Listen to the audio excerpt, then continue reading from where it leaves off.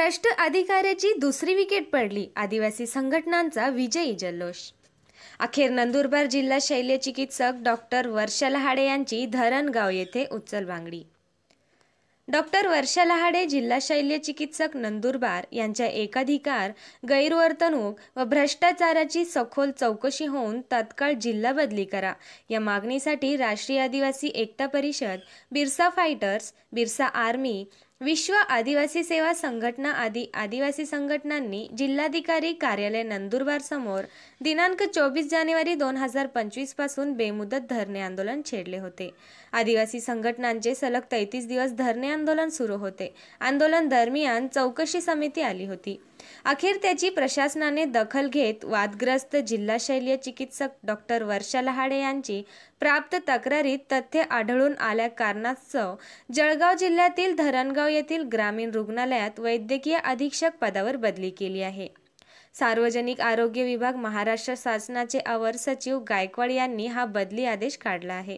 Doctor वर्षा लहाडे यांची नंदुरबार जिल्ह्याबाहेर बदली झाल्यामुळे भ्रष्ट अधिकाऱ्यांची दुसरी विकेट पडली म्हणत आदिवासी संघटनांनी विजयी जल्लोष केला आहे.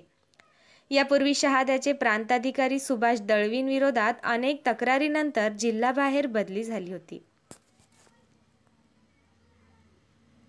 नंदुरबार जिल्हा शल्य चिकित्सक डॉक्टर वर्षा लहाडे यांनी केलेल्या भ्रष्टाचाराची आर्थिक देवाणघेवाणाची सखोल चौकशी करून त्यांची या जिल्ह्यातून हकलपट्टी करा या मागण्यांसाठी आम्ही 24 जानेवारी 2025 पासून बिरसा फायटर्स, राष्ट्रीय आदिवासी एकता परिषद, विश्व आदिवासी सेवा संघटना, बिरसा आर्मी अशा काही आदिवासी संघटनांनी मिळून बेमुदत धरणे आंदोलन जिल्हाधिकारी कार्यालयासमोर छेडलेलं होतं.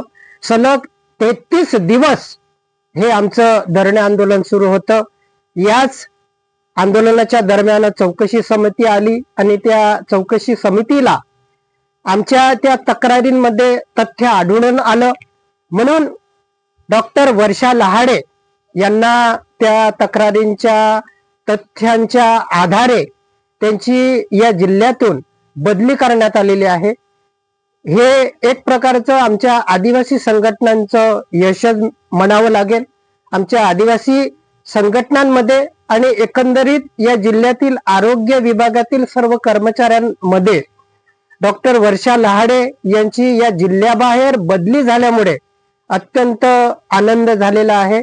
सगळे कर्मचारी खुश आहे आणि आम्ही या उदाहरणाच्या माध्यमातून लोकांना हे संदेश देऊ इच्छितो की आमच्या नंदुरबार जिल्ह्यामध्ये असे भ्रष्ट अधिकारी चालणार नाहीत आणि असा भ्रष्टाचार आम्ही खपवून घेणार नाही.